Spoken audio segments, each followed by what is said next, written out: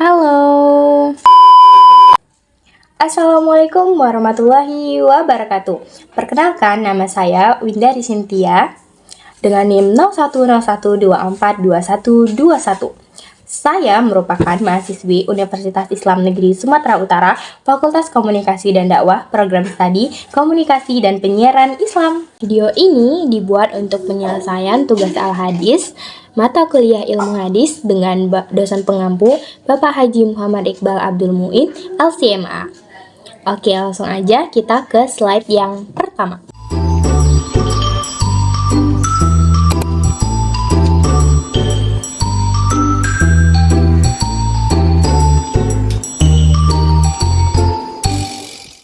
Yang pertama itu ada judul besar, lalu judul hadisnya yaitu apabila orang dewasa tidak berbicara, apakah anak kecil diizinkan berbicara? Nah, oke, kita geser slide-nya. Di sini ada bunyi hadisnya. Bunyi hadisnya itu Ani Bani Umar qala Rasulullah sallallahu alaihi wasallam akhbirni bisyajaratin masaluha masalul muslim tu'ti ukulaha kullihin biizni rabbiha la tahuttu warakuha fawaqa'a fi nafsin nakhlah fakarihtu an atakallama wa summa Abu Bakri wa Umar radhiyallahu anhuma falamma lam yakul lama qala an-nabiyyu sallallahu alaihi wasallam hiya nakhlah falamma kharajtu ma'a abi qultu ya abati wa qa'a fi nafsin nakhlah qala ma mana'aka an taqulaha law qultaha kana ahabbi ilayya min kaza wa kaza qala ma mana'ani illa lam arak wala Aba Bakri takallim tuma fakahirihta. Artinya, dari Ibnu Umar, ia berkata, Rasulullah Shallallahu Alaihi Wasallam pernah bersabda, beritahukan kepadaku tentang pohon yang menyerupai orang Muslim, di mana ia memberikan buahnya pada setiap musim dengan izin Tuhannya, dan daun-daunnya tidak berguguran. Lalu terbesit dalam diriku bahwa ia adalah pohon kurma. Namun, aku tidak suka berbicara lantaran di sana atau di dalam majelis ada Abu Bakar dan Umar radhiyallahu anhu. Tatkala keduanya tidak berbicara, Nabi Shallallahu alaihi wasallam bersabda, "Ia adalah pohon kurma." Ketika aku keluar bersama bapakku, aku berkata, "Wahai ayahku, tadi terbesit di dalam diriku bahwa ia adalah pohon kurma." Ia, dalam kurung Umar, berkata, "Apa yang menghalangimu untuk mengucapkannya?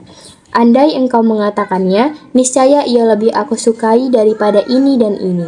Ibnu Umar berkata, "Tidak ada yang menghalangiku kecuali karena aku tidak melihatmu dan Abu Bakar berbicara, maka aku tidak suka berbicara." Nah, penjelasan makna hadis. Yang pertama itu ada analogi pohon kurma. Pohon kurma selalu memberikan manfaat baik melalui buahnya, batangnya, maupun bagian lainnya. Begitu pula seorang muslim yang ideal selalu bermanfaat melalui ucapan, perbuatan, dan sikapnya. Lalu yang kedua ada makna adab dalam berbicara. Ibnu Umar yang memilih diam padahal tahu jawabannya karena mengedepankan adab daripada ilmu. Dalam Islam, ketika dalam suatu forum kita harus menghargai seseorang yang lebih tua dari kita. Lalu makna hadis yang terakhir dari hadis ini yaitu pentingnya mengemukakan pendapat. Umar radhiyallahu anhu memberikan pelajaran kepada Ibnu Umar agar tidak ragu mengemukakan pendapat jika memang memiliki pengetahuan atau jawaban yang benar. Hal ini menunjukkan bahwa meskipun ada adab, hal tersebut tidak boleh menghalangi seseorang dalam menyampaikan kebenaran. Nah, selanjutnya ada pelajaran dari hadis. Yang pertama yaitu manfaat seorang muslim. Seorang muslim seharusnya menjadi sumber manfaat di sekitarnya, sebagaimana pohon kurma memberikan manfaat dalam segala musim. Yang kedua adalah sopan santun dalam diskusi. Menghormati senioritas atau otoritas adalah bagian dari adab yang diajarkan agama Islam. Dan yang terakhir, ada kebenaran menyampaikan kebenaran. Jangan segan menyampaikan sesuatu yang benar dan bermanfaat meskipun di hadapan orang-orang yang lebih berpengalaman. Nah, selanjutnya ini ada beberapa soal yang bisa kita jadiin bahan evaluasi. Nah, kita bisa mengerjakannya sama-sama ya teman-teman. Oke, langsung aja ke soal yang pertama. Apa yang diibaratkan dengan pohon kurma dalam hadis ini? A. Seorang muslim yang konsisten dalam ibadahnya. B. Seorang muslim yang selalu bermanfaat bagi orang lain. C. Seorang muslim yang rajin berdakwah. D. Seorang muslim yang suka berbagi makanan. Oke, kita bisa sama-sama menghitung 1-5 untuk teman-teman mencari jawabannya. Oke, kita mulai ya hitungannya. 1, 2, 3, 4, 5. Oke, langsung aja kita jawab ya. Jawabannya adalah B. Seorang muslim yang selalu bermanfaat bagi orang lain. Oke, lanjut ke soal yang kedua. Mengapa Ibnu Umar radhiyallahu anhu tidak langsung menjawab pertanyaan dari Rasulullah shallallahu alaihi wasallam dalam majelis? A. Karena ia ragu terhadap jawabannya. B. Karena ia belum memahami pertanyaan Rasulullah shallallahu alaihi wasallam. C. Karena ia segan berbicara di depan Abu Bakar dan Umar radhiyallahu anhu. Dan D. Karena ia berpikir jawabannya tidak penting. Oke, teman-teman bisa memikirkan jawabannya dan kita mulai hitungannya. 1, 2, 3, 4, 5. Oke, langsung aja kita jawab. Jawabannya yaitu C. Karena ia segan berbicara di depan Abu Bakar dan Umar radhiyallahu anhu. Oke, pertanyaannya selanjutnya yaitu apa pelajaran utama dari sikap Umar radhiyallahu anhu kepada Ibnu Umar setelah keluar dari majelis? A. Umar radhiyallahu anhu mengajarkan pentingnya berbicara hanya jika diminta. B. Umar radhiyallahu anhu mengajarkan agar tidak ragu dalam mengemukakan pendapat yang benar. Dan C. Umar mengajarkan untuk selalu mendengarkan orang lain. Oke, teman-teman bisa jawab langsung. Kita hitung.